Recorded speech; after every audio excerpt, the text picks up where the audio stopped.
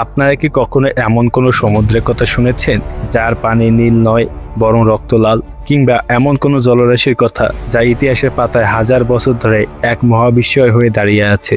এমন একটি সাগর যার বুকে এক সময় ভেসেছিল ফেরাউনের বিশাল বাহিনী, আর যার তলদেশে আজও ঘুমিয়ে আছে এমন সব রহস্য যা বিজ্ঞান দিয়েও পুরোপুরি ব্যাখ্যা করা সম্ভব হয়নি। একটি সাগর যাকে ঘিরে জন্ম নিয়েছে শত শত গল্প, কিংবদন্তি আর অমীমাংসিত প্রশ্ন, যেগুলো আজও মানুষের মনে কাটার মতো বেঁধে আছে। এমন একটি সাগর যার নাম শুনলেই বুকের ভেতরে একটা অদ্ভুত শিহরণ জেগে ওঠে, একটা অজানা টান অনুভব হয়, যেন সাগরটা নিজেই আপনাকে ডাকছে তার রহস্যের গভীরে। হ্যাঁ, আমি কথা বলছি লোহিত সাগর বা রেড সি নিয়ে, যেখানে লুকিয়ে আছে হাজারো জাহাজডুবি রহস্য, প্রাচীন সভ্যতার হারিয়ে যাওয়ার চিহ্ন, আর যার তলদেশে আজও পাওয়া যায় এমন সব নিদর্শন যা দেখলে আপনার বিজ্ঞান আর বিশ্বাস দুটোই একসাথে থমকে দাঁড়াবে।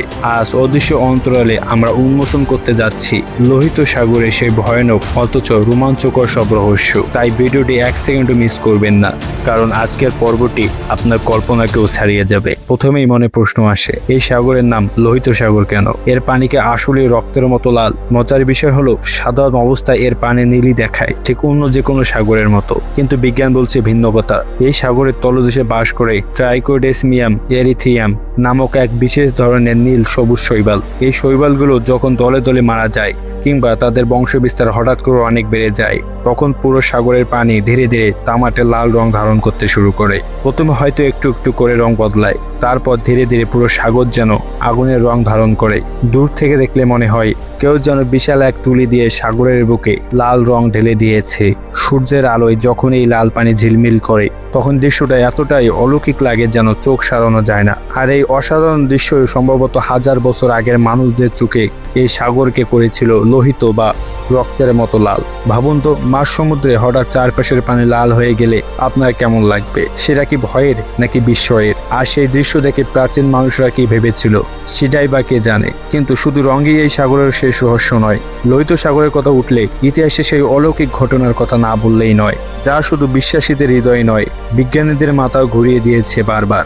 পবিত্র ধর্মগ্রন্থ আল কোরআন অনুযায়ী কয়েক হাজার বছর আগে হযরত মুসা আলাইহিসসালাম তার অনুসারীদের নিয়ে এই সাগরের বুক চিরে পার হয়েছিলেন। সেই সময়টার কথা একটু কল্পনা করুন। হাজার হাজার মানুষ, সামনে বিশাল সাগর, পেছনে ফেরাউনের হাজার হাজার সৈন্য নিয়ে বিশাল বাহিনী। কোথাও যাওয়ার পথ নেই, কোথাও পালানোর উপায় নেই। ঠিক সেই মুহূর্তে আল্লাহর কুদরতে সাগরের বিশাল জলরাশি দুই ভাগ হয়ে একটি শুকনো পথ তৈরি করে দিল।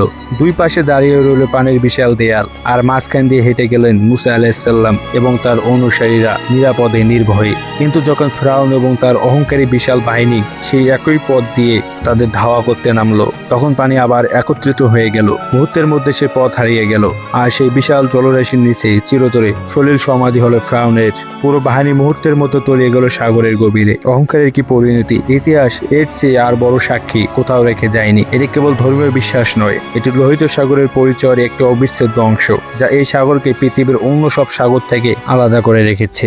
বিষয়ের ব্যাপার হলো, আধুনিক যুগে অনেক সমুদ্র বিজ্ঞানী লোহিত সাগরের তলদেশে প্রাচীন রথের চাকা, ঘোড়ার হাড় এবং মানুষের জীবাশ্মের অবশেষ খুঁজে পেয়েছে বলে দাবি করেন। এই দাবিগুলো যখন প্রথম সামনে আসে, তখন গোটা বিশ্বের বিজ্ঞান মহলে হইচই পড়ে গিয়েছিল। যদিও এই বিষয়ে বিজ্ঞানীদের মধ্যে এখনো জোর বিতর্ক চলছে, তবুও প্রশ্নটা থেকেই যায়, যদি সত্যি ওই তলদেশে প্রাচীন রথের চাকা থেকে থাকে, তাহলে ইতিহাসের কোন অধ্যায় আমাদের কাছে এখনো অজানা রয়ে গেছে। লোহিত সাগরের ঢেউয়ের নিচে যে কত অজানা ইতিহাস চাপা পড়ে আছে, তা আজও মানুষের মনে এক গভীর অস্থির রহস্যের জন্ম দেয়। এবার জানা যায় এই সাগরে কিছু অবিশ্বাস্য প্রাকৃতিক বৈশিষ্ট্যের কথা, যেগুলো জানলে আপনি অবাক না হয়ে পারবেন না। আপনি কি জানেন লোহিত সাগর পৃথিবীর অন্যতম উষ্ণ এবং সবচেয়ে বেশি লবণাত্মক সাগরগুলোর একটি? চারদিক দিয়ে মরুভূমি দিয়ে ঘেরা এই সাগরের বাইরে থেকে তেমন কোনো নদী এসে মিশে না, ফলে বাষ্পীয় হয় প্রচুর, কিন্তু মিষ্টির পানির সরবরাহ প্রায় শূন্যর কোঠায়। এই কারণেই এর লবণাক্ততা সাধারণ সমুদ্রের তুলনায় অনেক বেশি। সাধারণ সাগরে যেখানে গড়ে 35 পিপিটি লবণাক্ততা থাকে, সেখানে লোহিত সাগরে এটি কোথাও কোথাও 40 পিপিটি ছাড়িয়ে যায়। এই অতিরিক্ত লবণাক্ততার কারণে এখানকার সামুদ্রিক জীবন অনেকটাই আলাদা এবং অনন্য। তবে এই সাগরে আরেকটি বিষয়ের বৈশিষ্ট্য হলো এর প্রবাল প্রাচীর। লোহিত সাগরের তলদেশ জুড়ে ছড়িয়ে আছে পৃথিবীর সবচেয়ে সমৃদ্ধ এবং বৈচিত্র্যময় প্রবাল প্রাচীরগুলোর কিছু অংশ। এখানে এমন সব রঙিন মাছ আর সামুদ্রিক প্রাণী বাস করে, যাদের অনেকে পৃথিবীর অন্য কোনো সাগরে খুঁজে পাওয়া যায় না। যেন প্রকৃতি নিজের সবচেয়ে সুন্দর রঙগুলো এই সাগরের তলদেশে ঢেলে দিয়েছে। কিন্তু ঠিক এই সৌন্দর্যের পাশে লুকিয়ে আছে ভয়ঙ্কর বিপদ। এখানে এমন কিছু জায়গা আছে যেখানে পানির তাপমাত্রা হঠাৎ করে অস্বাভাবিকভাবে বেড়ে যায়। বিজ্ঞানীরা এই ঘটনাকে সাগরের তলদেশের সক্রিয় তাপীয় উৎসের সাথে সংযুক্ত করেন। কিন্তু স্থায়ী নাবিকদের কাছে এই জায়গাগুলো ঘিরে আছে নানা ভয়ের গল্প, নানা সতর্কবার্তা প্রজন্মের পর প্রজন্ম ধরেই মুখে মুখে চলে আসছে। পুরনো নাবিকরা বলেন এই জায়গাগুলোর কাছে গেলে নাকি দিক নির্ণয় যন্ত্র ঠিকমতো কাজ করে না, জাহাজের ইঞ্জিন অদ্ভুত আচরণ করে। বিজ্ঞান হয়তো এর ব্যাখ্যা দিতে পারে, কিন্তু রাতের অন্ধকারের মাঝ সমুদ্রে যখন এরকম কিছু ঘটে তখন সবচেয়ে সাহসী মানুষের বুকেও ভয়ে এসে বসে। আর সবচেয়ে রোমহর্ষক বিষয় হলো এই সাগরের ব্লু হোলগুলো। লোহিত সাগরের তলদেশে ছড়িয়ে আছে অসংখ্য ব্লু হোল বা গভীর নীল গহ্বর।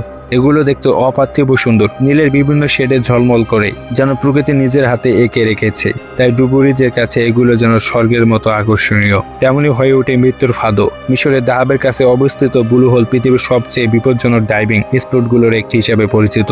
এই গহ্বরের গভীরতা প্রায় 130 মিটার। একটু অসতর্ক হলেই এই নীল গহ্বর আপনাকে টেনে নিয়ে যাবে অতল তলে, যেখান থেকে ফিরে আসা প্রায় অসম্ভব। এখন পর্যন্ত এখানে কতজন ডুবুরি প্রাণ হারিয়েছেন তার সঠিক হিসাব আজও কারো কাছে নেই।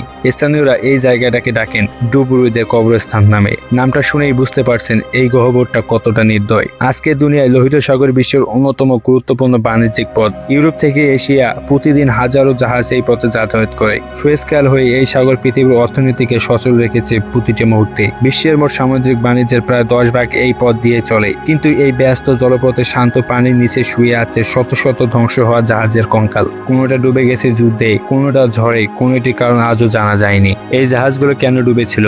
কেবল কি যান্ত্রিক গোলযোগ, নাকি প্রবল ঝড়, নাকি সাগরের নিচে লুকিয়ে থাকা কোনো অদৃশ্য শক্তি?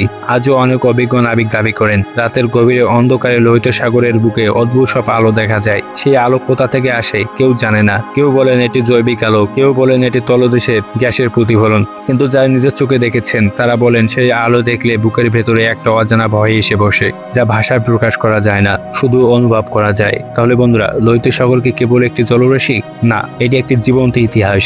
এটি বিজ্ঞানের এক চিরন্তন ধারা, এটি বিশ্বাসের এক মহান নিদর্শন। এটা সেই জায়গা যেখানে অতীত আর বর্তমান একসাথে মিলে যায়, যেখানে বিজ্ঞান আর বিশ্বাস পাশাপাশি দাঁড়িয়ে থাকে। এই সাগর আমাদের মনে করিয়ে দেয় পৃথিবীতে এমন অনেক কিছু আছে যা মানুষের জ্ঞান আর প্রযুক্তি দিয়ে এখনো পুরোপুরি ধরা যায়নি। লোহিত সাগরকে কুদরতের মহান নিদর্শন। এই রহস্যগুলো কি কোনোদিনও সম্পূর্ণ উন্মোচিত হবে, নাকি লোহিত সাগর তার বুকে এই রহস্যগুলো চিরকাল আগলে রাখবে? আপনার কি মনে হয়? আমাদের কমেন্ট করে জানান। ভিডিওটি ভালো লাগলে লাইক দিন এবং বন্ধুদের সাথে শেয়ার করতে ভুলবেন না। আর রহস্যের এই রোমাঞ্চকর দুনিয়ায় হারিয়ে যেতে অদৃশ্য অন্তরাল চ্যানেলটি সাবস্ক্রাইব করে আমাদের সাথেই থাকুন।